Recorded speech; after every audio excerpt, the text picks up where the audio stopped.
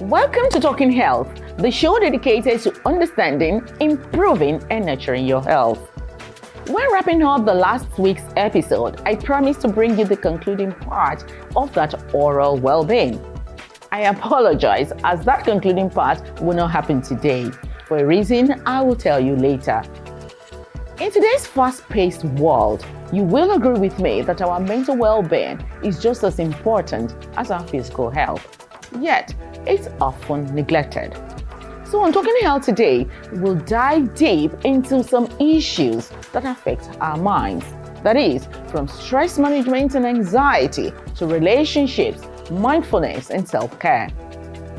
Whether you are seeking experts' advice, people's understanding of mental health, or simple tips to boost your emotional resilience, I've got you covered.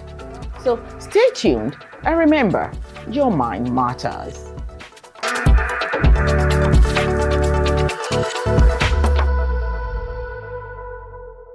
So why mental health talk today? Well, it's because October 10 of every year is dedicated to recognizing mental health issues. And that is the reason I have to postpone the continuation of the Oral Health edition.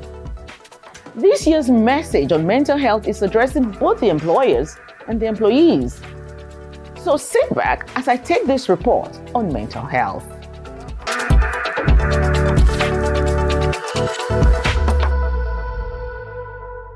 Annually, 10th of October is globally recognized as the Mental Health Day. The significance of the day, according to the World Health Organization, is to raise awareness of mental health issues and rally efforts in support of mental health. The day provides an opportunity for all stakeholders working on mental health issues to talk about their work and what more needs to be done to make mental health care a reality for people worldwide. Unlike last year, when the theme for the day was Mental Health is a Universal Human Right, this year's theme narrows down specifically to work environment with the theme Mental Health at Work. Key messages for this year's celebration speak to the interconnectivity between mental health and work, the risk of mental health workers face, the impact of mental health on individuals, the wider impact on work and society, the stigma which creates barrier to employment, and how to support workers to participate and thrive in work. But what do people say mental health is? It is largely about the state of your mind. It's the way you think psychologically. We all worry about things like, oh, I have malaria, my body aches me, but we don't really talk about things like, oh, my psyche is not good enough for work. I'm not in the mental state to actually do anything today. You can't tell that to someone at work that I'm not mentally ready for work. You don't really care. It's not an excuse to actually do work. Mental condition or the general state of a person's well-being, physiologically, psychologically. Especially in like big companies, even small companies, mental health is something very important. So like check on their staffs. In fact, it doesn't even need to go as far as therapy. A simple question now, how is your family, can actually go a long way. But really, what is mental health? While WHO defines mental health as a state of mental well-being that enables people to cope with the stresses of life, realize their abilities, learn well and work well, and contribute to their community, an expert in mental health who spoke exclusively to Conga TV says, mental health is not the absence of a mental health disorder. So there's a distinction between mental health, which, by the way, we all have. But what we do not all have is mental illness. Because it's a medical condition, it's a medical challenge, it's a medical disease, it's a medical disorder. So while we all have mental health, as much as we all have physical health, because both of them are intrinsically and interwoven together, we do not all have mental illness because that is a disease condition. According to statistics, an estimated 15% of working age adults have a mental disorder at any point in time.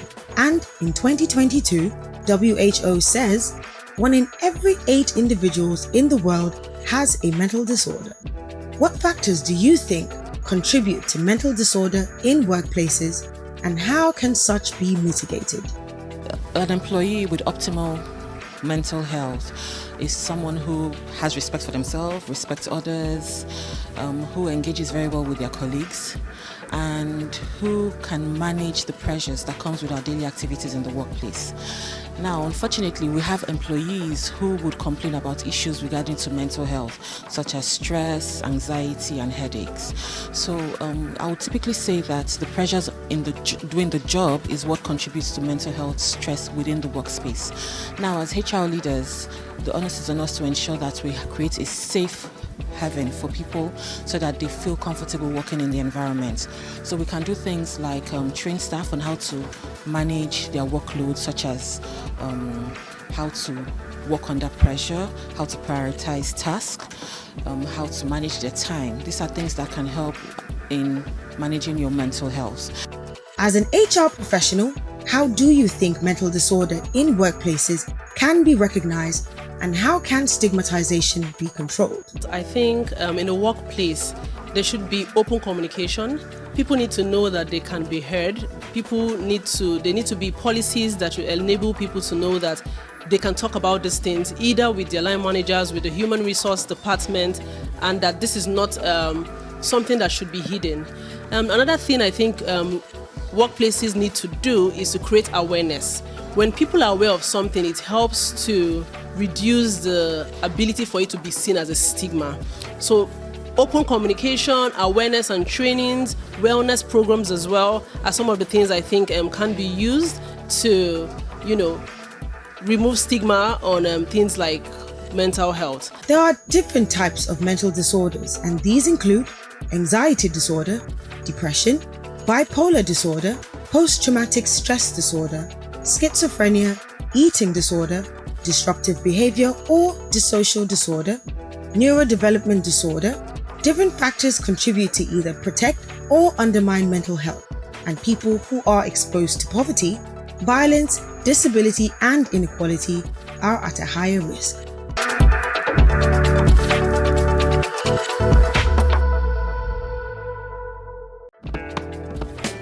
I am the life, the pure many wish they were. I define what premium means to most and still defining. Every royalty asks of me. Dignitaries drink me with no question. I am not loud, so you won't find me in traffic. Seated at momentous ceremonies, luxurious events, and premium parties only. I am exclusive. With an unmissable presence in over 40 countries, I am global. I am the life of every occasion and gathering. I am Nestle Pure Life. Without any introduction, I am the life of the party.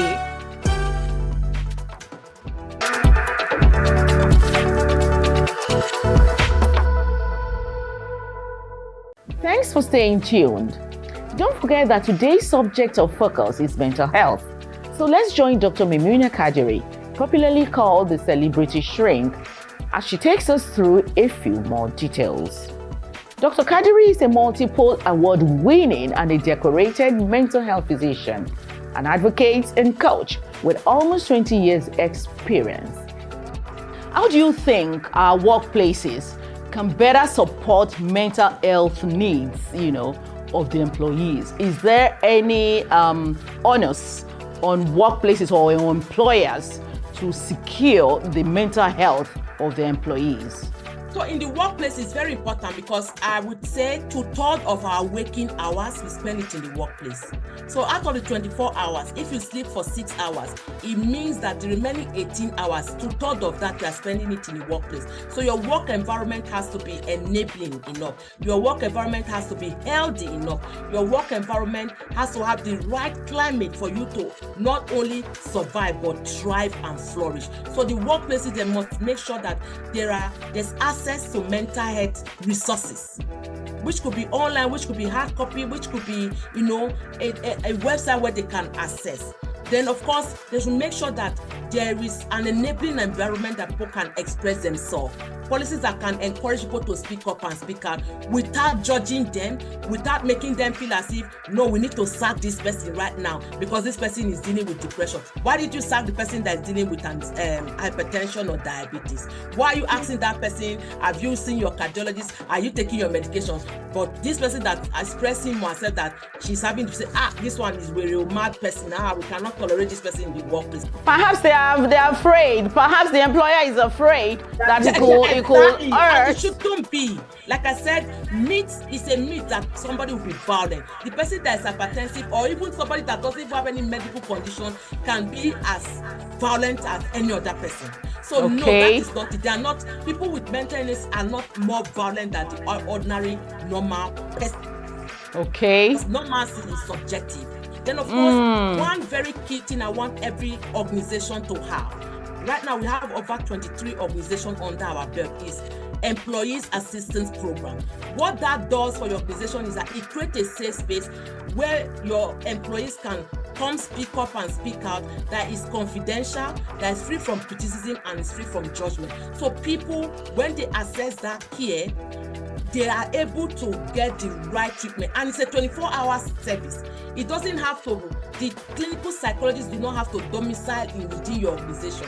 Like for us, we have a call center where employees of the corporate organizations that we are managing call in at any point in time of the day. Even if it's 1 a.m. you want to cry to someone that wouldn't judge you, you can reach us and that can be done. So Employees Assistance Program is the name of that service, and I encourage every corporate organization to have that. HR managers, human resources managers need to know that that service is to make their work easier, because some of them are not equipped to help them to deal with these emotional issues other employees are presenting. So that is one thing. Then of course, training of supervisors, managers, people that are heading other and subordinates in the workplace. Train them for mental health first aid, just the way we are training for cardiopulmonary resuscitation, CPR. We also have training for mental health first aid and emotional intelligence, because when they know better, understand what mental health is, how to pick the signs and symptoms, they can help other people,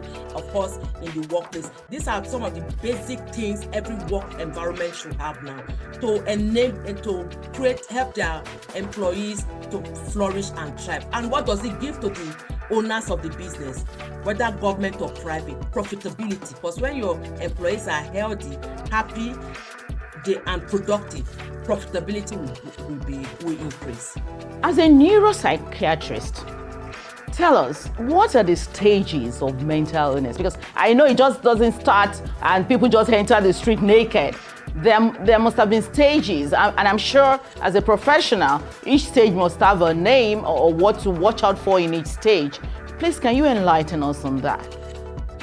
I would want to talk about that as a psychiatrist, enlightening us about the stages of mental illness. I want to also just picture the traffic light. Picture the traffic light.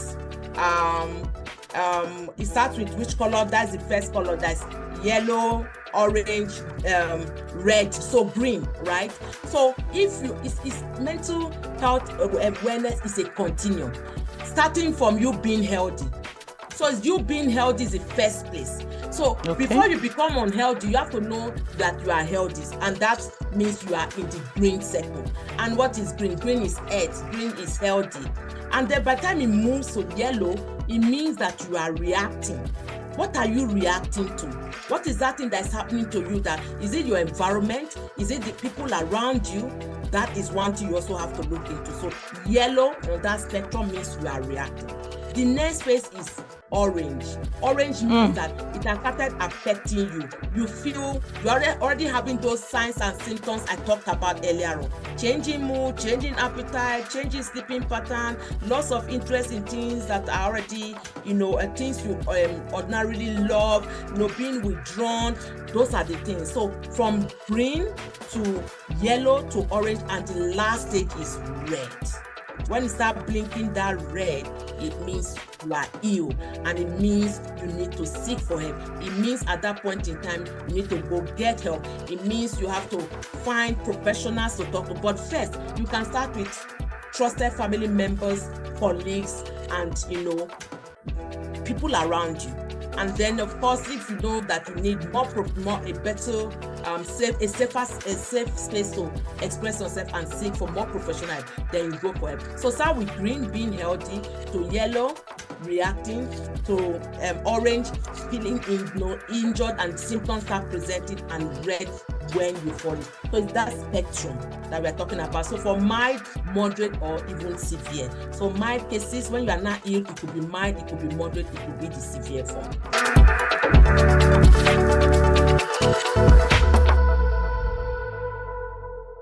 That's the more time permits us today. Remember, let's break the stigma surrounding mental health, one conversation at a time. Don't forget that the voucher to get access to about 50% discount on your professional dental care is still available on Konga TV. Yes, that's right, Konga TV alone. So to get a free access to one, subscribe, like, and share. Then reach out to us through any of the numbers scrolling to claim yours and get access to also lots more gifts. Till next time, think health matters. Think Talking Health with Bumi. Bye for now.